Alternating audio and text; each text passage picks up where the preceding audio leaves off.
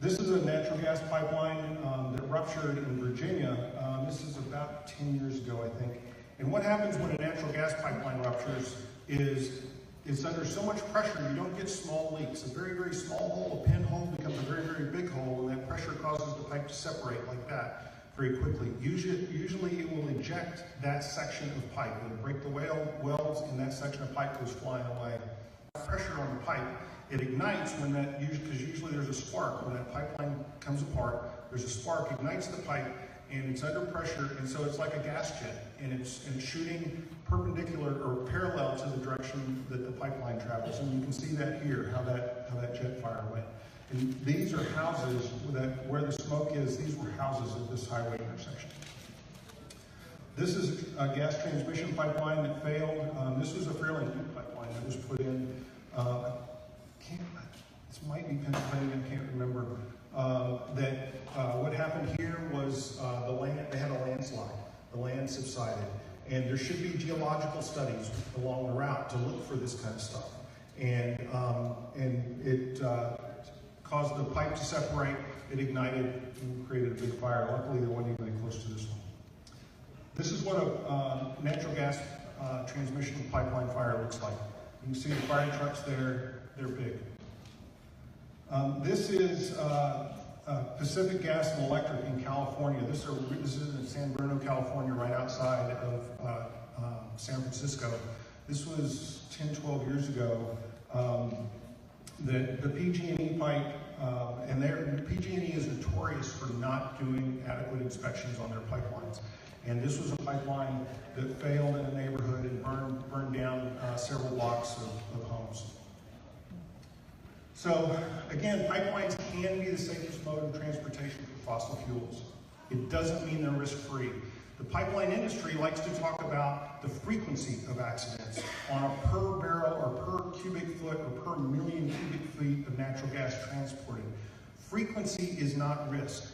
Risk is the product of probability times consequence. What the pipeline industry tends to ignore, and I've talked to people all through the industry, and so I know this firsthand, they tend to ignore the consequence side of it. And so you can have things that are very low probability, but very high consequence. And so if the probability is low, that doesn't mean your risk is low, but the consequence is so high that actually you have a fairly high risk. And so you need to be doing that full risk analysis, looking at both probability and consequence. Well, we don't know if that's been done here. Appropriate location is critical to reducing that risk. Make sure it's away from sensitive environmental features. Make sure it's away from areas that are heavily developed or developing or are going to be heavily developed in the future. The majority of accidents are caused by things pipeline operators control. Over half of accidents are caused by things under the control of the pipeline operator.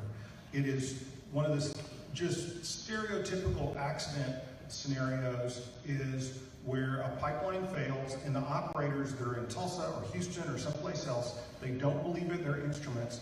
They sometimes will actually increase the pumping rate because they think, oh, I've got a bad instrument or something's going on. They'll send somebody out to look, might take them 20, 30 minutes or an hour to get there, and usually they get a phone call from their guy and he says, I'm 2 miles away, I can see the fire, turn the damn thing off.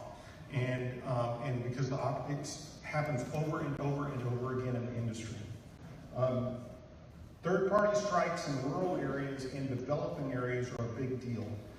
If you got a guy that's putting in a new water line or a new sewer line, and he's going along with his trencher, and he doesn't realize there's a pipeline there, didn't do his one call, boom, there it is, and you've got an accident. So or somebody disking their land or something like that. So Permian Highway Pipeline, let's talk about this one specifically for a minute. Now is when you have the leverage. There are no regulations that help you. The only leverage you have in the state of Texas is when they're coming to go onto your land and to try and take your land. That's the only time you have leverage because you might be able to slow them down. And so they will work with you now. They won't work with you once you sign that paper. Be suspicious of what the landmen tell you. There are good landmen and there are bad landmen. Landmen have a notorious reputation for stretching the truth, leaving out key information, and just straight up lying. And so trust but verify anything a landman tells you. Everything is negotiable. Pipeline operators will tell you that the safety regulations require them to do X, or require them to do Y, or require them to do Z. Most of it's BS. That they don't have to fly their pipeline to inspect it. So they don't have to clear trees off of their pipeline right away. There's nothing in the regulations that says they have to, but they will tell you until they're blue in the face that the pipeline safety regulations require them to cut the trees down on the right of way. It's not true. We worked out a deal with the Longhorn Pipeline where they negotiated that, or they inspected that through South Austin once a week on foot because it had developed over the top of the pipeline and they couldn't see it for the trees. As part of the lawsuit settlement, they agreed to inspect it for foot. They did it for years on foot. They did it for years until they moved the fight. The pipeline operator has a huge legal budget. One of the attorneys that was involved in this told us that they probably have budgeted either from 1 to 3% of their $2 billion for legal fees. That's millions and millions and millions of dollars. They're going to be lawyered up to unimaginable levels. Don't work with them don't talk to them without a lawyer. It is the thing. You band together if you have to, group together with your neighbors, but get a lawyer. Don't talk to them without an attorney. Go to your legislators. The process, or the lack of process in Texas, is broken. We have some of the laxest regulations for siting new pipelines that there are anywhere. And so I'm going to close with the questions. I don't know if the Permian Highway Pipeline is safe. I don't like the route. I think this is an incredibly environmentally sensitive area. It's an incredibly rapidly developing area. It's not, in my opinion, just on the face of it, it's not a good location. But I'm reserving judgment until I get more information. So I can't tell you whether this pipeline is safe along this route. I don't think so, but they're not giving out any information. What other routes were considered, and why were they dismissed? Did they even look at other routes? Have they identified the high consequence areas along this route? They're required to by state and federal law. I'm sure they have. Where's that study and can we see it? Have they gone to the local governments to get better data? Our experience is when I worked for the city of Austin was that the pipeline folks did not have, they had old data on where people live in the city of Austin. Have the environmental studies and risk analyses been done that take into account geology, creek and river crossings? How are they going to do the creek and river crossings? Surface water, groundwater impacts, endangered species. If those have been done, why haven't they been shared with the public, and will they share them with the public? If they haven't been done, then why the heck not? What are the design, testing, and operational specs for this line? We don't know. They haven't told us. Where will valve and compressor stations be located? I tell you, you don't want to be near a compressor station. They're loud and nasty. Has Kinder Morgan coordinated with the local and emergency planning officials, agencies, your local ESDs? Have they looked at the comprehensive plans and the permitted projects in these counties and jurisdictions to know where the new growth is going? Because the local officials know where the growth is going to happen. They typically don't reach out. And so I'll close by just saying, is this really the best route or just the cheapest? Who knows? Because I don't. Thank you. Good job.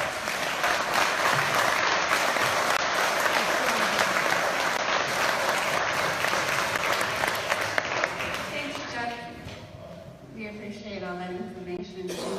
Next, we have up Matt Walsh, a landowner from Spicewood. He's here to talk about his experience with Kinder Morgan and a pipeline running through his property. Yep. Come on up.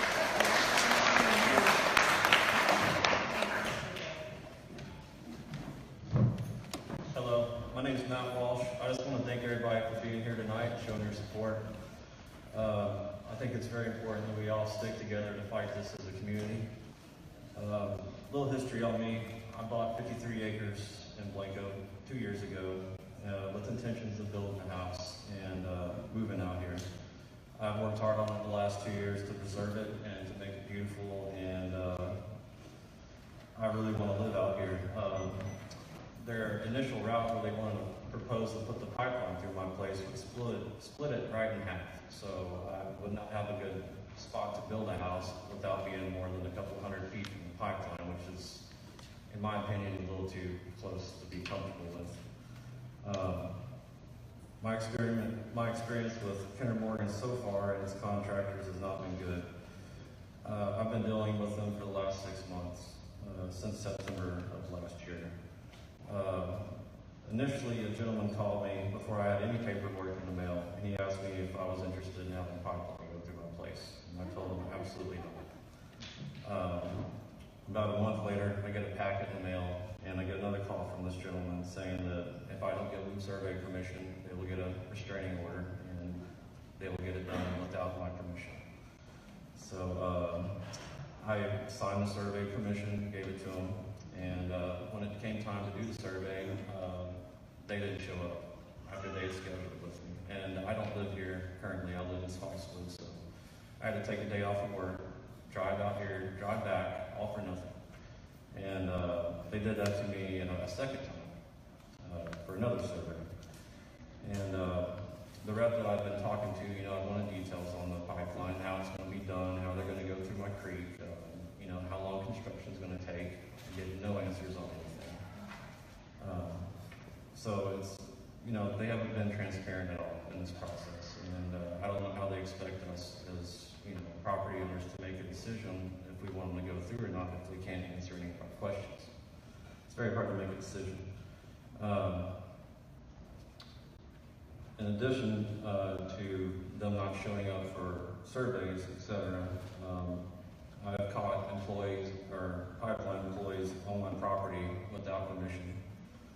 I've called them on my neighbor's property. I've called to confirm with my neighbors if they had given them permission, and they had not. A couple of gentlemen were riding around on a UTV because they felt like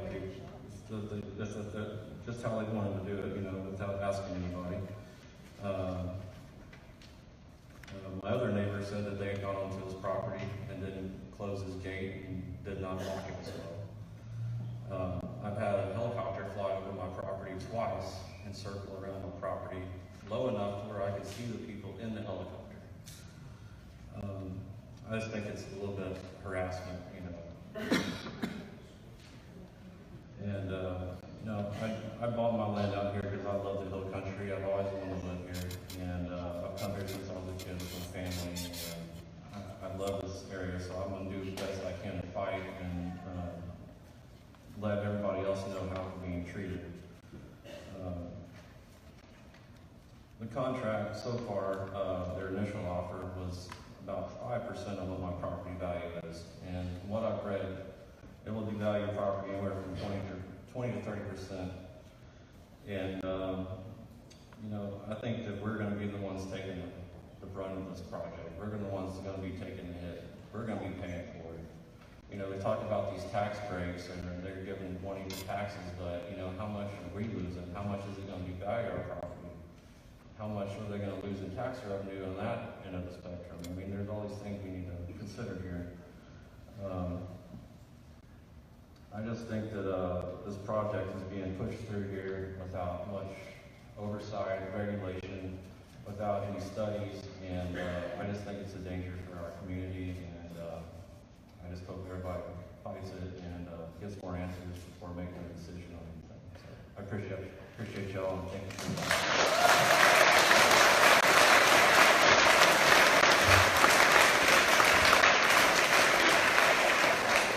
Thank you very much, Mr. Walsh. Next we have Matt Lara from the Hill Country Alliance to talk a little bit about the impacts to the Hill Country and the surrounding area. Thank you to the T.R.E.A.D Coalition and to also to the county for helping host this event. I really appreciate everybody being here. As Melissa said, I'm with the Hill Country Alliance. I'm the president of the board of directors, and I'll tell you a little bit about the Hill Country Alliance first. We're a 501c3 nonprofit organization dedicated to protecting the Hill Country. And we started about 14 years ago. And our mission is to try to bring together the biggest and most diverse possible network to be able to protect the natural resources and the open spaces of the Hill Country. And I'm also on the board of the Big Bend Conservation Alliance. So the reason I say that is I've unfortunately seen this and been through some of this before. The Big Bend Conservation Alliance originally formed because the T.R.E.A.D pipeline was coming through West Texas, through Brewster County, Presidio County. And it was also a 42-inch natural gas pipeline that was about 143 miles long. It was also coming from the Permian Basin and crossing into Mexico to sell gas to Mexico, and then for some of the gas to be exported to Asia. It was a lot of what I'm hearing during this pipeline echoes what I heard during that experience, but I also hear some contrast. And along with sharing what we're working on with the Hill Country Alliance and what some of our concerns are, I also want to share some of the insight with what I learned from the Trans-Pecos pipeline. Trans-Pecos pipeline, some of the things that were similar, we did have frustration in the community with the town halls that were hosted. Having a company come into town is a bit of a divide and conquer affair where people are brought into a town hall and not always given the best opportunity to ask questions. And as Mr. Walsh just mentioned, sometimes it's very hard to get answers to some of your questions. So we saw the pipeline process occur very quickly and with very little notice. And in that instance, we did have a small amount of federal oversight. The portion of that pipeline that crossed the Rio Grande, about 1,053 feet of it, were under federal regulation. The rest of it was not, and was considered an interstate pipeline. So we still use that process, that commenting process on the FERC docket, to be able to raise awareness about some of the environmental concerns and ask for an environmental analysis or an environmental impact statement for that pipeline. And were unsuccessful strictly because there was not the federal oversight of that larger portion of the pipeline. We did see that there were some small micro reroutes along it, but for the most part, that was the largest piece of industrial activity, other than some historical mining in the area, that region had ever seen. And very similar to the Hill Country, it is an incredibly unique place in Texas and in the United States. In terms of its natural resources, its natural beauty, its open spaces. And so to have the existing 50-foot construction easement, and of course the 150 feet of construction during the pipeline, and to see that scar go across the land to this day into one of my other favorite places in Texas is painful as a person who is out there a lot, and certainly even more painful to the people whose property that went through. So again, we're seeing a lot of that here today, and what that's brought to mind for me in terms of our concerns with this, one of the questions we kept asking out there was, again, this issue of tax revenue and bringing able to bring in some short-term jobs along with it as well.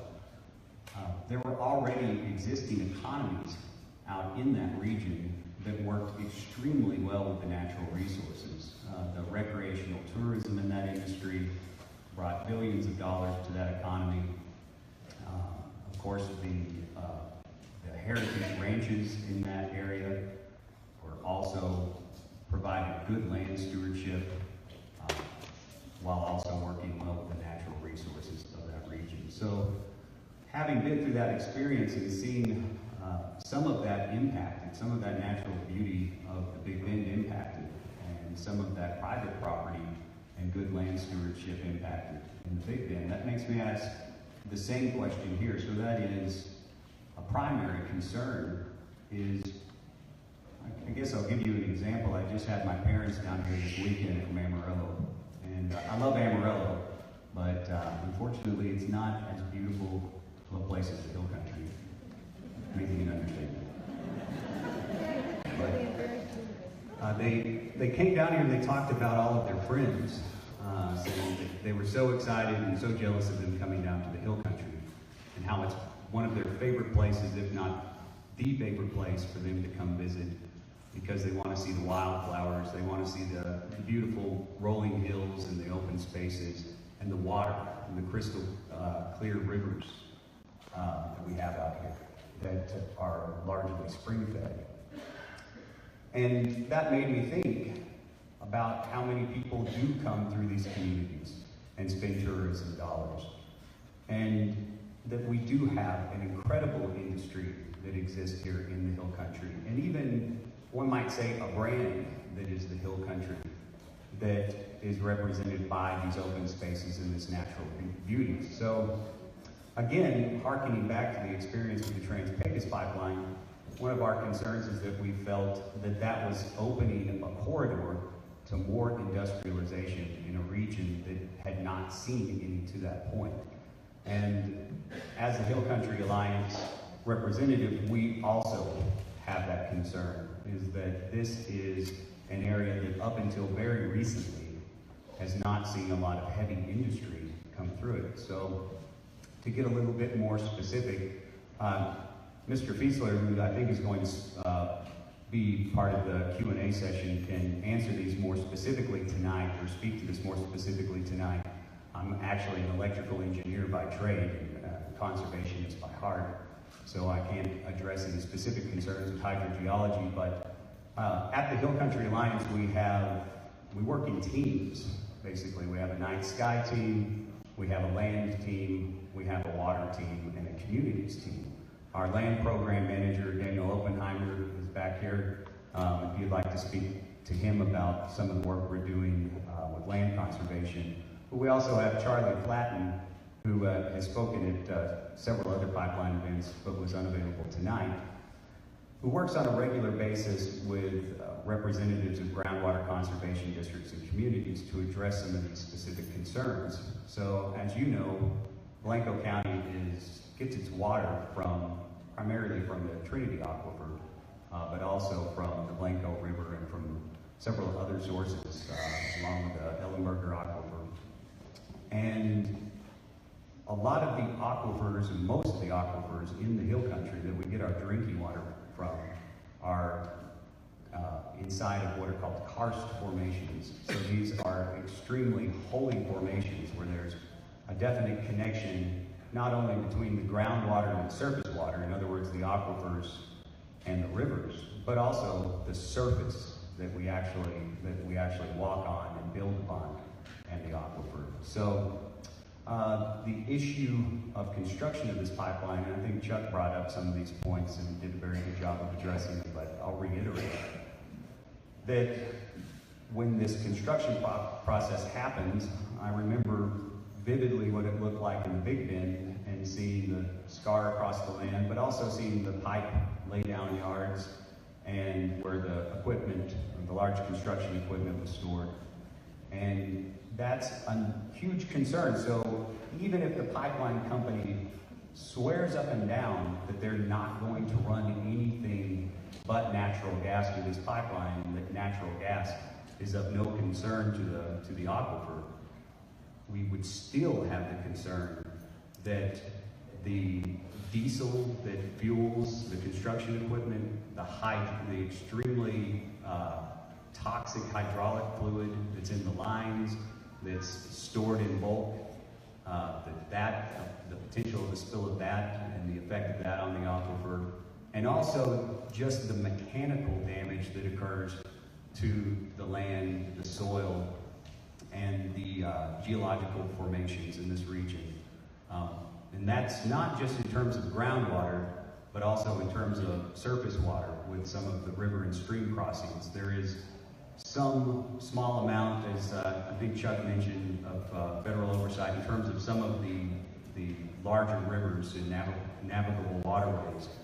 But in terms of these streams, creeks and streams that feed into these waterways, similar to what's on Mr. Walsh's property, there is really little to no oversight for those, and yet they still feed in to these same rivers that provide our drinking water and also the natural beauty of this landscape that we live in. So with a process that provides little control or little oversight for the public and little opportunity for the public to comment upon, we definitely have a huge concern in how that pipeline affects those natural resources.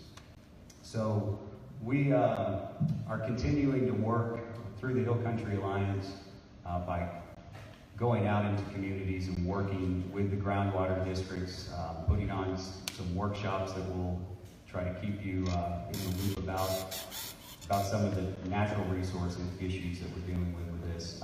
If you'd like to learn more, you can go to our website, hillcountryalliance.org. We also are working with the T.R.E.A.D Coalition as well.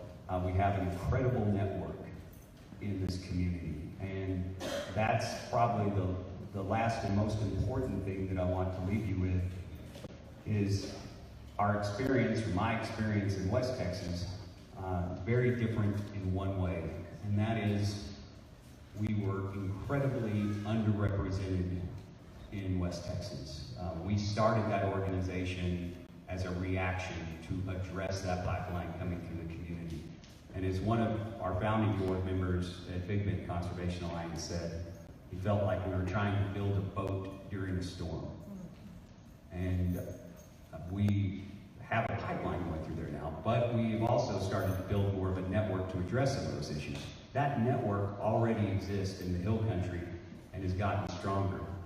I also did not see turnout at community events like this. I did not see people banding together and trying to speak with one common voice in addressing some of these concerns.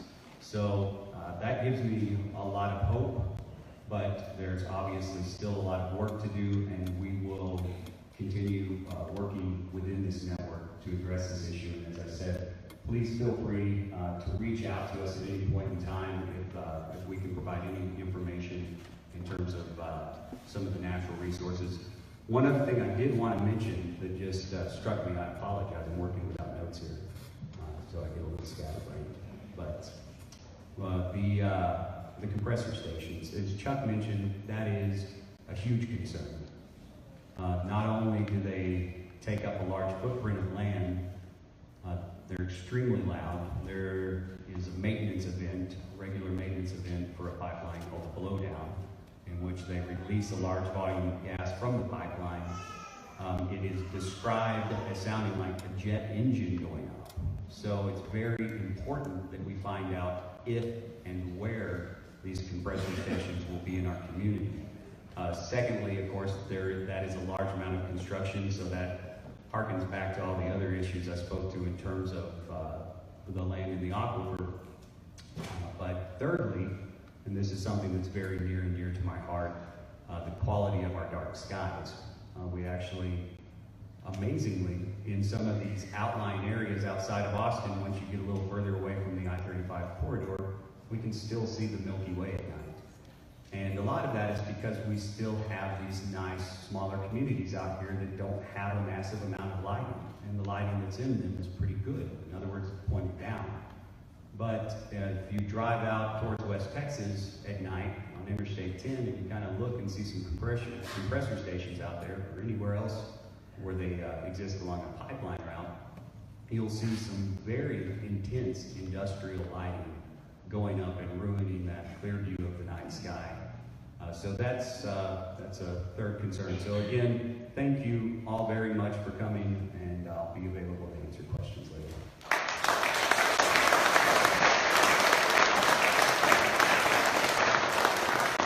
Thank you very much, Matt. Thanks to the Hill Country Alliance for all your support.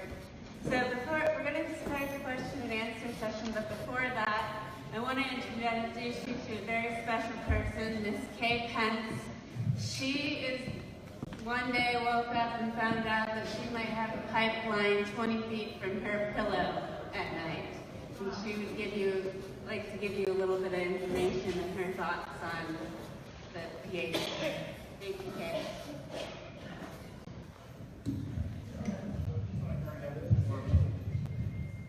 First and foremost, thank y'all for inviting me to come and speak tonight. Secondly, I'm going to put this out there. I am not against the oil and gas industry. We all know Texas survives on oil and gas. It's a one good thing that happened to Texas when they created West Texas. God made dirt to hold the world together, and he put oil under it. So that serves all of us. What I am against is the route that Kinder Morgan has chosen to take. Somebody looked at a map and said, here we go, here's the Permian, here's Houston, here's the straightest path. They did not look at any of the maps that showed population. No one looked at what the hill country contained, or aquifers, or the beautiful night skies, our hills, and our small rural communities. I think that at the time they did it, they were looking at something 50 years old. They looked at some old pipeline maps and said, well, here's a pipeline. Those pipelines have been vacated. And let me explain something to you. Trust nothing that is said to you, because it will not be in your contract. We have been told repeatedly that it would only have gas running through it. Every contract we've seen, one that is less than a week old, still says all hydrocarbons can run through this thing. So Kinder Morgan's sort of like the government. We're here to help. No, they're not. They're here to screw you to the wall. And I know there's a Kinder Morgan rep in here. I have no problem with that, because by God, this is Texas. And I'm assuming most of y'all are native Texans. This is our Alamo, people. And we're going to show them what happened when San Jacinto happened. You may run over us in the Alamo, but we are going to get you come San Jacinto Day. This cannot be allowed to happen. It cannot happen. And all it takes is everyone getting together. You publicly put things out there, because there is false information being put out on social media about how we're getting rich, how we're going to get to be able to tap into the pipeline and get free gas at our house. I'm like, yeah, well, don't you tap into a high-pressure line? So if we don't stop this false information, we can't band together. I am for publicly putting everything out there. Kinder Morgan says they believe in transparency, but we haven't seen any of that transparency. One of our neighbors today told us that a right-of-way agent came in and was talking to him about what they were getting ready to do. Kinder Morgan told us that they would put up temporary fencing to keep our livestock away. He was told today, we don't do that anymore. That's too expensive. Whatever animals die, it's cheaper for us to pay for your animals than for us to put up fencing. That's what you're dealing with, people. So don't trust anything that's being told to you. You get it in writing. You get an attorney to look at those contracts, because no one can look at that and make sure they've covered everything. It may say one thing here, but it's contradictory here. You want to make sure that you are taken care of.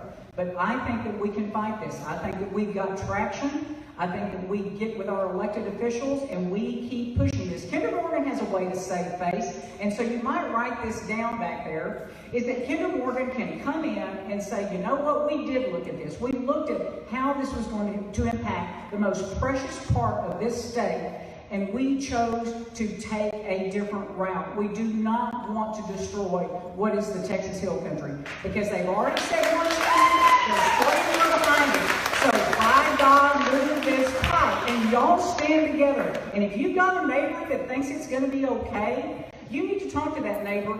This is what's going to happen to your property. Once you sign that easement agreement, they will be on your property for over a year to construct.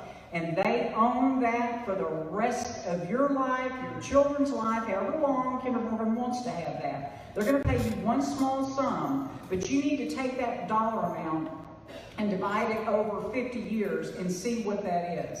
Because Kinder Morgan calls us stakeholders, then treat us like a shareholder. Give us dividends along with that pipe, and you pay us quarterly like you do the people that are buying your shares of stock. Because you see, we have more at risk. We may lose our lives because of a pipeline leak, and don't believe that they won't sell that pipeline to somebody else or a subsidiary, and all of a sudden they're running petroleum through there, they're running diesel through there, they're running jet fuel or anything else. Y'all have got to make sure that you've got somebody looking at those contracts, but don't sign. And if we pull together, we can do this. Hayes County, Blanco County, Gillespie County, Kimball's getting together, and Caldwell. You take 5 counties in Texas, you can't believe we can't make enough noise to make this happen. So I end it with, we were blessed by God Almighty to let us live in this hill country. We need to be good stewards of this land, and that is something that Kinder Morgan can take to the bank.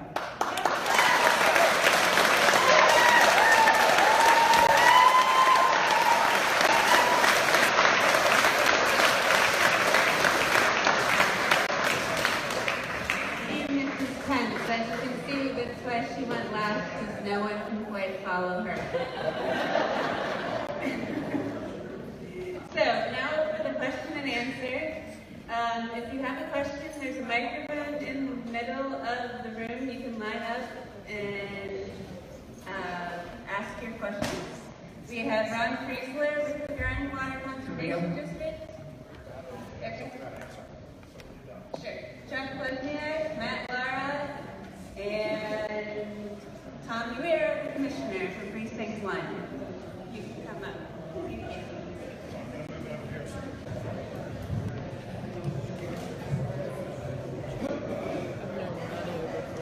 All right, only a couple of statements, and I do have some questions. First off, on the questions. Now, I got here a little late, I do apologize. Y'all don't know the depth of the 42-inch pipeline. Y'all do? How deep? The state and federal regulation. There we go. State and federal regulations require it to be 36 inches deep. There be at least that much cover over it. Okay, well, I agree with you there, and it should be deeper. I have one of the heaviest plows in Blanco. It doesn't go 36 inches deep. It only goes maybe 1.5 feet, 2 foot. By the way, also, my name is Ryan Pence. My family is actually one of the founding families of Blanco, Texas. We've been here for a long time. I also have worked in the oil field for the past 11 years. I am recently out of it. I have worked in the Permian Basin also. So I do agree with the other gentleman here that yes, it does look detrimental to the land, but grass does grow back. We all clear property here. We don't complain about cedar trees, yet another state of Texas, we're allowed to remove them now because they're drinking up so much water. This is true. On hydraulic fluid spills, I don't know of a single person in Blanco that doesn't have a tractor that doesn't have a hydraulic leak. It's just near impossible.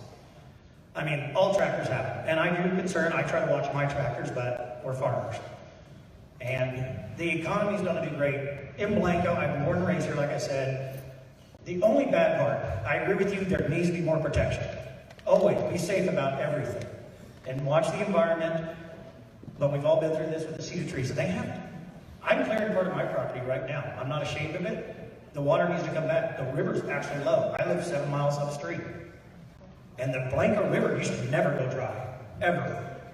But if we can complain about somebody doing a 150-mile stretch, 50 foot wide, why can't we complain about the big power lines outside of town? They did a 100-foot wide stretch for how many miles? I didn't see anybody complaining about this. So being I'm raised here, the economy, yes, has hurt. I mean, what, your average pay here is annual pay is $26,000 for a family that works here in Blanco? What if we could raise that maybe by $10,000? Who said they're temporary? If you've got a compression station 30 miles north or south, wherever it is, those people can get training. I did it in the oil field. Well, but somebody still has to go compressor, check the compression, check the chambers. No, I agree with you. Yeah, be pissed. Especially if somebody puts somebody outside your house 20 feet away. I'd be pissed. I have children. But we need to look at all sides of it. All I've heard, and I got here late, was negative. Somebody talked about the positive. There is positive. There is positive in this, but you have to see it. If I can cut down a pasture full of trees to make crops, does anybody complain about that? No, I'm making a crop. Does grass grow back? Yes, it does. Do we cut and burn? Yes, we do. But you get to make that decision. Ah, that is true. That is true. I agree with you. And to the other gentleman, Spicewood, wherever it may be, no, I've worked in Boquiche. It's a tongue twister. Ranch down in South Texas, down in Catarina. No, they should never unleave their gates unlocked. They do not drive around your property. Nobody should ever do that to you. I have been there. Heck, I had a farmer pull over our other vehicle because he read a radar and he said, "You're doing over 5 miles an hour. Get the hell out of my property." And you can do that. So one, get a lawyer. I agree with all you gentlemen on that. Two, be safe about it. But let's also see the positive in this. It's not just all temporary. There's a lot of jobs that do come with it. Just people don't know about them all. And yes, it's going to tear up some land for a while. On the trees, every tree they cut down, and this happens on oil drilling rigs. When they come in, they have to put a near field line for water line. Just water for us to drill. They have to give you so much money per tree. Yes, well, that's why I say get a lawyer. Get a lawyer, we need to go through it. And the other thing is, Let me do some right here. You're good. I like it. I was honest.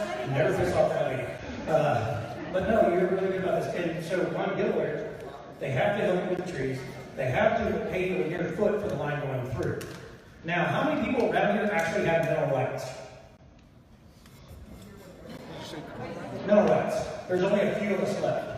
So on the pipeline, as far as I know, even though it's going through, mineral rights, that changes everything for everybody else on mineral rights twice. Because they don't own that land anymore. We can't. Unless we give up mineral rights, they can't do it.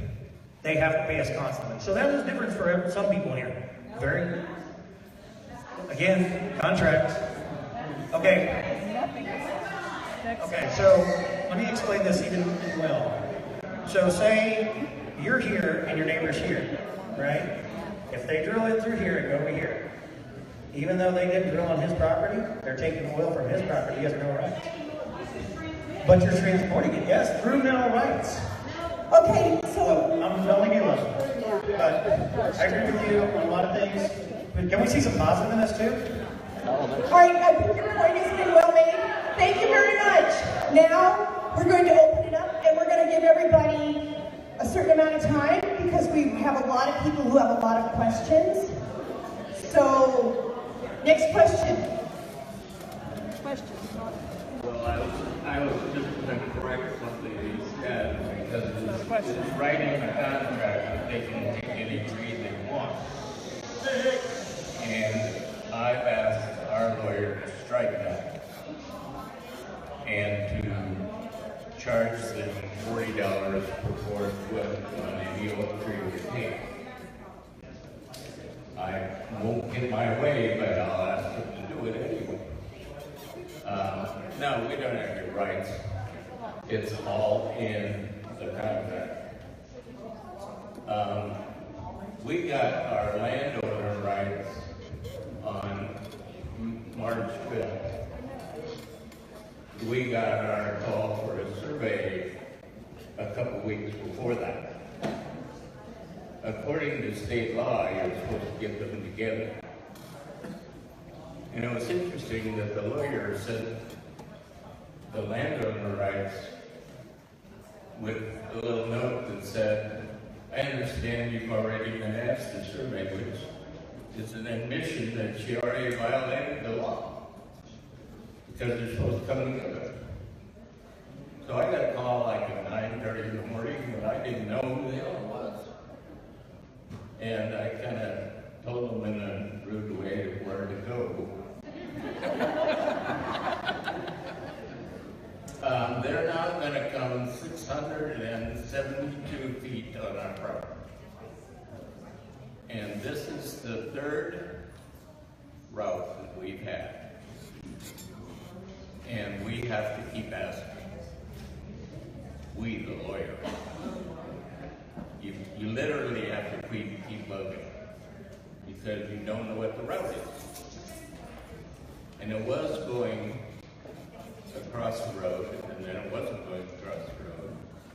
And the odd thing was, there's an old pipeline across the road that they just take the pipe out. And I said, why the hell don't you put it in that? I mean, I was a businessman once, I would just put it in that. And he said, oh, there was too much superfluous stuff in the pipe. I said, that's a good word for dirt. So I said, oh, I understand there was environmental concerns. And I said, that's the word for bull. And we ended it there. I said, you're not on our property. The lawyer then, smartest thing we ever do is get the lawyer. Because the lawyer then stipulated when and how they could come on our property. So they had to give us 2 days advance notice. They could come between 10 o'clock and so on. And we had to know they were coming. And it worked out, even though I didn't like them there. But they kept changing it around without us knowing it.